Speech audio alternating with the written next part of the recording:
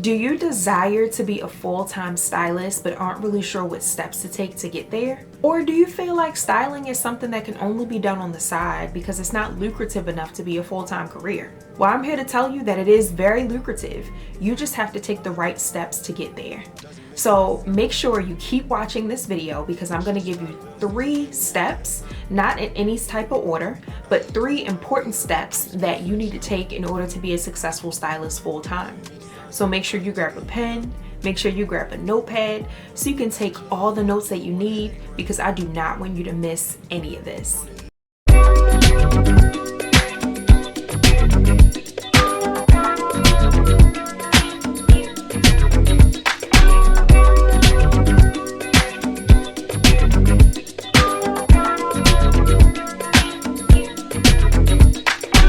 Hey stylists, it's your favorite style savant and style biz coach Kristen, and I'm super excited to be back here to just really talk to y'all and drop some gems for y'all. I really hope y'all have a pen and paper today because I'm about to go in. Now, I mean, becoming a full-time stylist has definitely been a challenging experience. I'm not gonna lie and say that it's been easy, but I will say that it's possible. It's doable. I know for me at one point, I didn't believe that I could be a stylist full-time. I thought I always had to have a job on the side, or I thought styling was just something that I was supposed to be doing on the side. And to be honest, the people I was working with in society also made me think that same thing.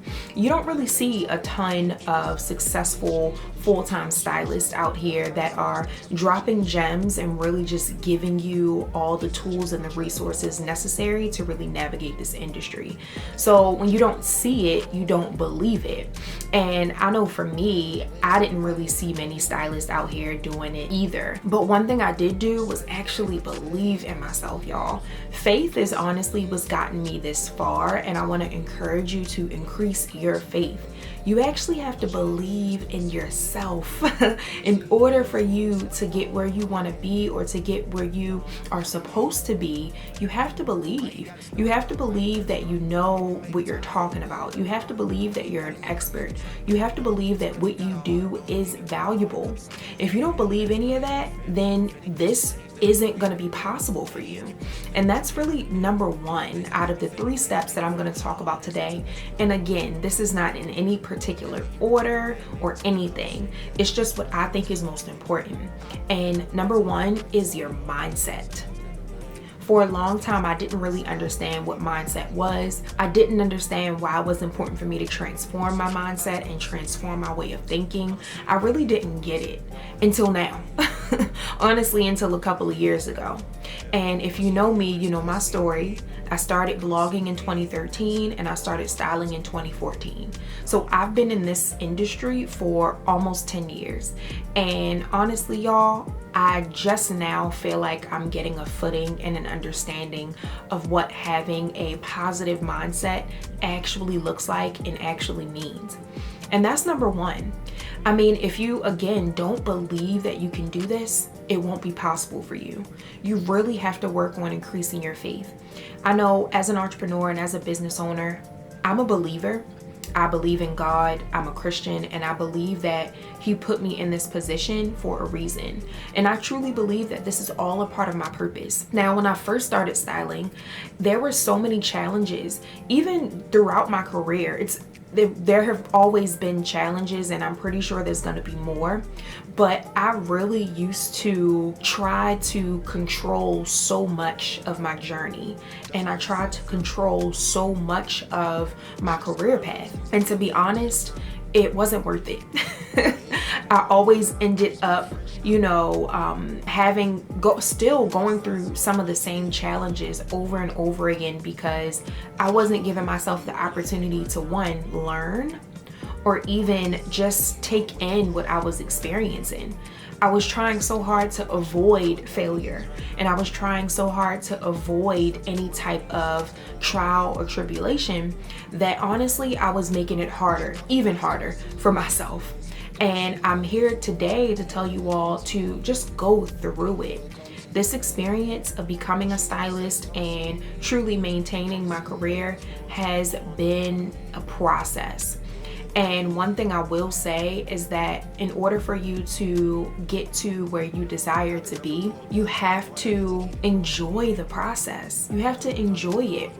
Honestly, when you're going through those challenges, you have to be excited about it, because any challenge that you go through is only going to make you stronger. For example, many of the people that I used to work with, many of the clients that I used to work with, a lot of them really couldn't afford what I was offering them. And because I was so excited to just help people and so excited to just, really show people that I was worth something, I honestly would take on any client that was coming my way at any price. So people were paying me $150, people were paying me $450, people were paying me $200 to do all of these things that I told them that I was going to do. And I mean, I knew that I was capable of doing whatever they were paying me for, but I never made a profit. I never felt valued, because many of those clients either took advantage of me or they just weren't the most pleasant people to work with. But I dealt with it because that's what I thought, being a stylist was all about. A lot of people will come to me at the last minute and really just expect me to create miracles for them within a day, or sometimes even just like 2 days, 24 to 48 hours. And it really didn't help. Although, again, it made me stronger because I always prevailed. I always made it to the other side. I always delivered. But with me not having a ton of time, or not having a ton of resources, and not having a ton of money, I always had to really just figure things out. And 9 times out of 10, I came out of those experiences and those opportunities tired, stressed out, even more stressed out than I was going through it. I came out of those experiences with no money. I came out of those experiences not even having a testimonial for them to even say how good of a stylist I was. So at the end of the day, was it even worth it? On one end, it was, because again, like I said, those challenges made me stronger. But on the other end, I had nothing to show for all the hard work I was putting into working for this client who, one, honestly didn't even believe in me to begin with. So I say that to say, check your mindset.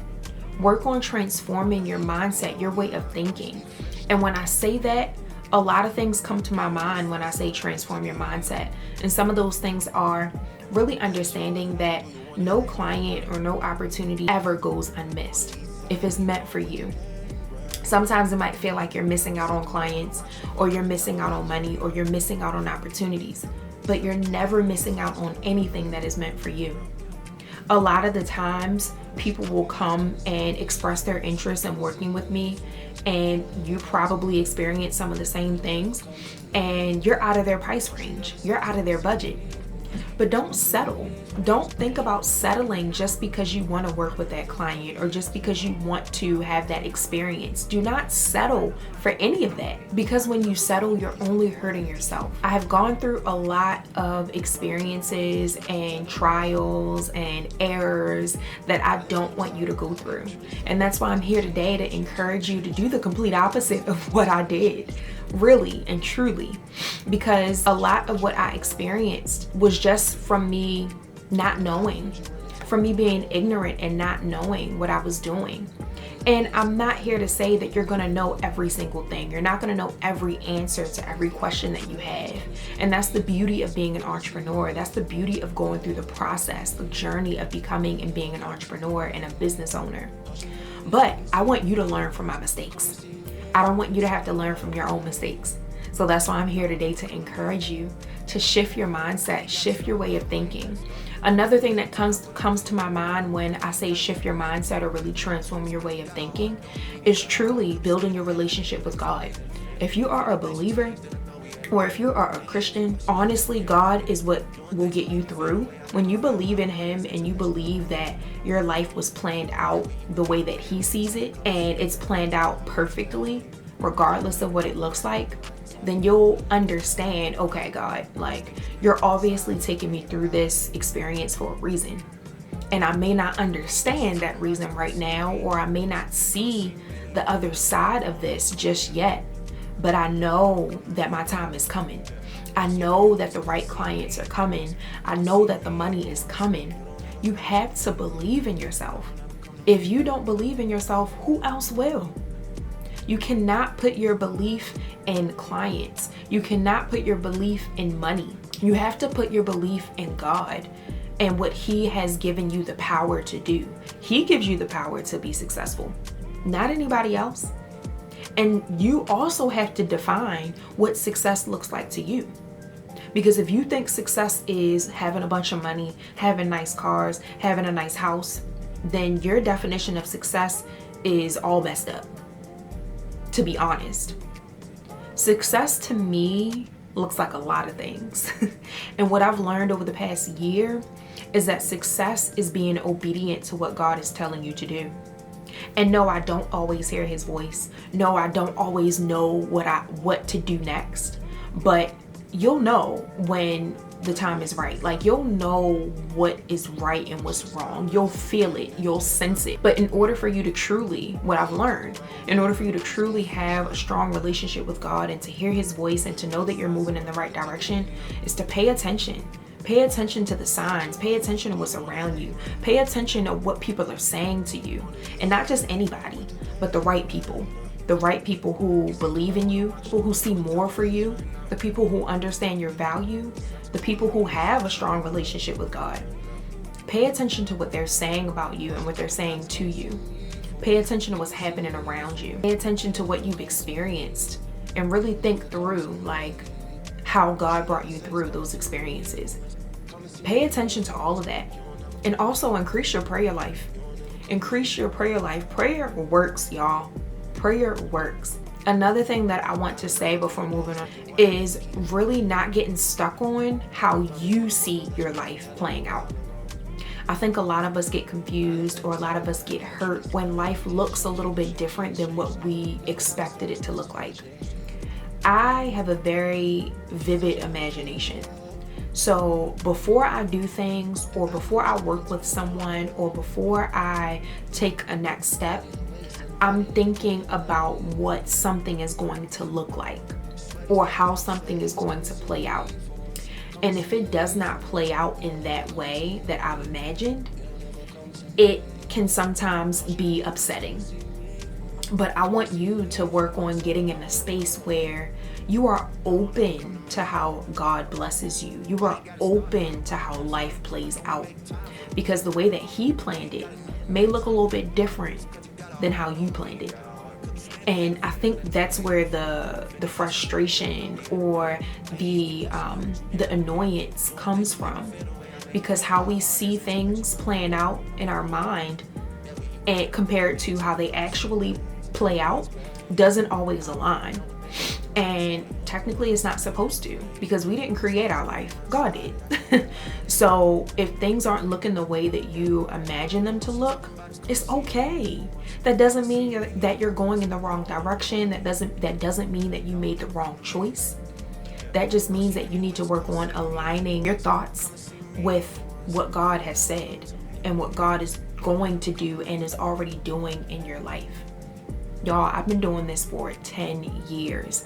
And to some of you that may seem like a long time, and honestly to me that seems like a long time, but it's just the beginning.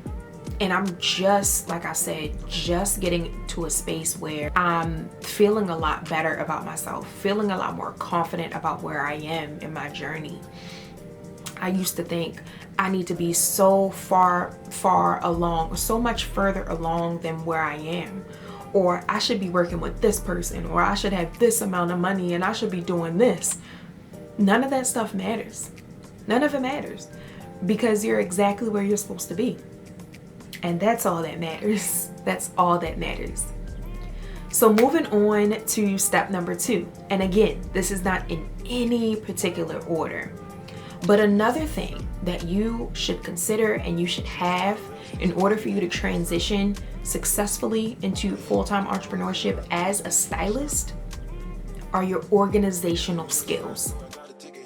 You have to be organized. You have to be as organized as possible in order for you to be a successful full-time stylist. If you are all over the place, or if there's no type of order in your business, you are not going to be successful. I know for me, I'm naturally just an organized person, and I have been for as long as I can remember. And I appreciate that about myself. I appreciate that skill set that God blessed me with, because if I wasn't organized, y'all, I would be all over the place. I would be all over the place. But I'm so thankful. And if you're not an organized person, work on it. You have to work on it. Some of the things that I do to stay organized are setting timers. Sometimes when I have a task that I need to complete, I'll set a timer. When I wake up, my alarm, I set a timer so I can know when I'm waking up. When I need to pray, when I need to do something, I'll set a timer to remind me. If you're not setting timers, consider doing that.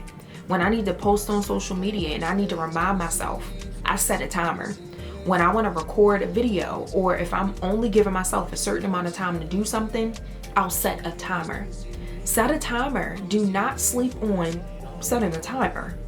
I do it often and it helps. It's definitely a game changer. Another thing that I do is I have planners. I have a planner, a daily planner. I write down all of my tasks on a to-do list every single day. Sometimes I'll do it the night before. And every time I complete a task, I cross it off that list. I'm very old school. I still write things down. And if it's not in my planner, it's not going to get done. So obviously, if I don't complete all the tasks that I want to complete in a day, I just move it to the next day. And I will say that that has been a game changer for me, because it allows me to give myself grace. Because you're not going to get everything done. Depending on how many things are on your to-do list, you may not get everything done. And that's okay. It's okay. Give yourself grace. But know that you have another day to complete it. And if you have deadlines that you like, certain days where you want to complete tasks, put it in your calendar. Write it down in your planner so that you can remember when that's due.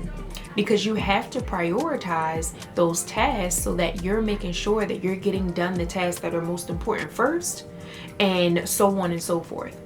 If there are things that are due next week that you have not started yet and you know you need ample time to complete it, you need to start working on that first and do the other things later, or do the other things last.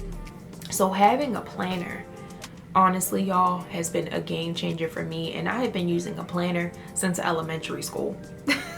So this is something that is a lifetime habit that has just turned into a very important organizational skill that I do not plan on giving up at all. Another thing that I do to stay organized is I have a calendar. So I don't just have a daily planner where I write things down. I also have a digital calendar in my phone, specifically a Google Calendar, where I can update meetings. All of my appointments are in there. All of my everything is in there, y'all. And I also have gotten in the habit of sending calendar invites to clients, calendar invites to people that I'm connecting with, and all the things. Because it's not good to, sometimes it's just not good enough to have it on my calendar, but other people aren't as organized as I am. So I'll send a calendar invite to those individuals as well. Because number one, I don't ever want to waste anybody's time. And number two, I don't ever want anybody wasting my time. So if we have a meeting and we're scheduled for 3 o'clock, I'm going to send you a calendar invite for that date and that time. And if you have a Google Calendar, then you should be notified for that calendar meeting. Now, if you don't, you should get some type of email, but automatically. But also another thing that I do is if I have a meeting with someone, I'll schedule an email to go out to them that morning with the Zoom link or Google Meet link or any other link that I need to send them to remind them. So it's super important to have a calendar. And I think now that we're in the new age of 2024, I think a digital calendar makes the most sense. And you can have another like manual calendar. That's what I have in my planner as well. But I think having a digital calendar as well is super important, because you can, really make sure that the other person you're meeting with is gonna be able to be notified as well. And just remember that y'all have a meeting. I know when I first started styling, I would think that everybody would remember everything, and that was not the case. There have been some times where I hopped on meetings and the other person wasn't there because they forgot. And it was because I didn't remind them. And I'm not saying that you have to remind everybody. You shouldn't have to remind everybody. We're all adults here. Like, they should be able to remind themselves. But sometimes, just for common courtesy, or just to help people out, I think it's important to send a reminder, just to remind people that, this is what's coming up. Because not everybody is going to be as organized as you. Two more things. So another thing that I do is I schedule a lot of things. I schedule my content, I schedule my emails, I schedule a lot of things. And I do that because I want to make sure that certain emails or certain pieces of content are going out on certain days. And if I'm going to maximize my time, I might as well create that content and schedule it out a day before, or even however long ahead of time that I need, so that I can know that that content or that email is going out. So for example, I set a lot of boundaries in my business. So for me, we're open. FCB Luxury Styling, we're open from Tuesday to Friday, 9 to 5. So if I receive an email on a Monday, I'm not going to respond right away because technically we're closed. So what I like to do is I'll respond to that email and schedule it for the next day when we are open, because I don't want people thinking that we're open on Mondays or that we're open outside of our hours, because they're going to think that they can reach out to me and do all the things when I'm not available, or just at any time. And that's not what we do here. So setting boundaries and really making sure you're scheduling things within the time frame that you are working, so that people do not take advantage of your time. Okay, so one last thing that helps me to stay organized is creating Excel sheets and Google Docs. So the Excel sheets help me to organize my clients, organize different people that I'm connecting with. And on those sheets, I'll have their name, I'll have their email, I'll have when I reached out, I'll have if they responded, and all of the things. There are some people who inquire about my services that aren't ready to work with me right away. So adding them to that sheet is important because it allows me to remember who they are, and it also gives me an opportunity to remind myself to follow up with them later down the line. So if you aren't keeping track of your clients and people who have inquired about your services and all of those things, you should definitely start doing that now.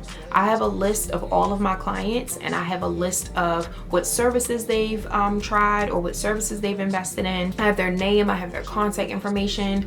So when I want to reach out to them again, I already have an idea of what to say or what to offer them or any of those things, because I have a whole Excel sheet that keeps track of all of my clients. So if you're not doing that, definitely make sure that you are doing something like that. There are a lot of tools and resources out here nowadays that allow you to keep like a CRM system to keep track of all your clients. A lot of those systems are paid, but I know I like to save a coin, to be honest. And I know that if I can do it manually for free, why not?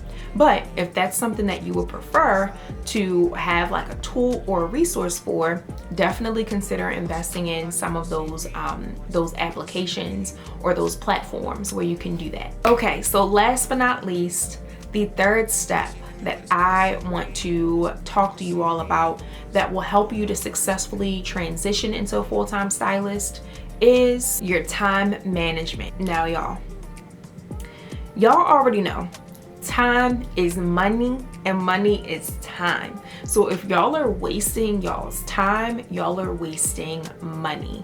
Like I said previously, I set boundaries very early in my career. So my business is closed between certain days and certain hours of the day. And that doesn't mean I'm not working, but that means I'm not responding to emails. I'm probably not posting to social media. I'm not sending emails, all of those things. Also too, when you're working with clients, you have to be very clear about the boundaries and the guidelines and the rules that you have set in your business, because if not, they will take advantage. And not to say that they're doing it on purpose or they're trying to be spiteful. They just don't know. They don't know what they don't know. So you have to set that foundation early so that they truly understand how your business works and how you work. Also, when you have a long list of tasks that you're trying to complete, you need to make sure you are maximizing your time and really paying attention to how much time you're spending on each task. Sometimes certain things don't take forever to complete. So I like to sometimes focus on the easiest things first to get those out of the way, and saving the most challenging tasks for last. So that way all of my focus goes into those most challenging tasks because they're going to take the longest time for me to complete. Or you can do it the other way around. You can start with the most challenging tasks to get those out of the way, especially if they are deadline heavy, like if they're due at a certain time of the day, or if they're due on a certain day and you don't have a ton of time left to complete it. Maybe you should focus on those first. And then you can do the easiest tasks last, since they typically take less time, less stress, and less headache. But one thing I want to say about managing your time is you have to give yourself grace. You really do. Like I said before, when you have a long list of tasks that you want to complete in a day, sometimes you bite off a little bit more than what you can chew. So give yourself some grace. Give yourself some grace. Spread those tasks out. Maybe just focus on one task a day and continue to build on that as you get better at managing your time. I really learned about managing my time the best, honestly, in college, y'all. I was on my own for the first time, and the only person who could tell me what to do and to tell me when to do it was myself. I didn't have anybody making sure my homework was done or making sure my assignments were submitted or making sure my projects were complete. Nobody had that in college. So in order for me to make sure that I was managing my time and really using my time wisely, I had to learn how to manage my time on my own. And as an adult, this is something that is necessary. And it's not gonna come easy for everybody. Sometimes I find myself wasting time just scrolling through my timeline on my phone. And it's like, okay, Kristen, like you literally just wasted 30 minutes on Instagram. Like, what are you doing? You could have been doing something else. But it's fine. Like sometimes, again, you just have to give yourself some grace and just say, okay, I just wasted 30 minutes. It's cool. Now I'm about to spend 60 minutes working on this vlog since I just wasted 30 minutes. So really learning to manage your time and manage your tasks is going to be a game changer. And also setting deadlines. That has also been something that has been helpful for me. Setting deadlines has been everything. Because sometimes if I don't set a deadline, I'll be working on the same thing for weeks. I'll be working on the same thing for days or even months. So if I don't set a deadline of when I want something completed or when I want something done, sometimes it may not even get done. So give yourself deadlines. And when you are getting closer to the deadline and you feel like you need more time, extend the deadline if need be. Again, give yourself some grace.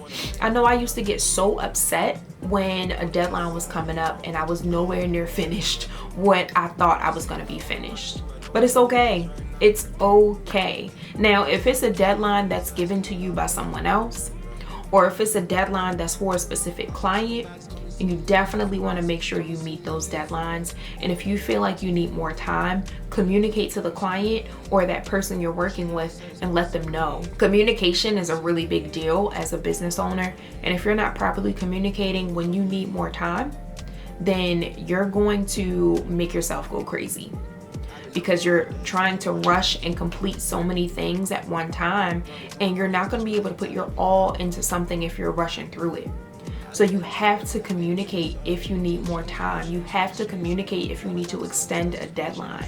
Because if you don't, like I said, you're really gonna stress yourself out. So let's do a quick review. So number one was really transforming your mindset and checking your mindset and making sure that you understand that there is no opportunity that is for you that goes unmissed. And also knowing that you are on the right path, believing in yourself, having faith in yourself, having faith in God, and knowing that He's always going to provide for you. He's always going to look out for you. Stop worrying, stop stressing out. Stop worrying and stressing out, because it's always going to work out in the best way possible, even if it doesn't look the way you thought it was going to look. Step number two, having those organizational skills. If you are not organized, you're just going to be spinning wheels and wasting your time. Having those organizational skills is honestly the most important thing that will get you to where you need to be. So writing down your to-do lists, keeping track of all your clients, keeping track of how much money is coming in versus what's going out. And there are so many tools that will help you to stay organized, like QuickBooks with your expenses, the Excel sheets and Google, the whole Google suite, the Excel sheets, the Google Docs, the Google Calendar, Gmail, all those things are going to help you stay organized if you don't already have it. And it's other platforms out here that I use to help with that. And last but not least, your time management, y'all. You have to have good time management skills. And if you don't, you're only gonna be wasting money, because time is money. So I really hope that this was helpful for you all, and I hope that you learned something from this. Definitely leave some comments in the comment box and let me know your thoughts. And if you have any questions, do not hesitate to reach out. So thank you so much for tuning into this video, and I look forward to seeing y'all in the next one. Bye.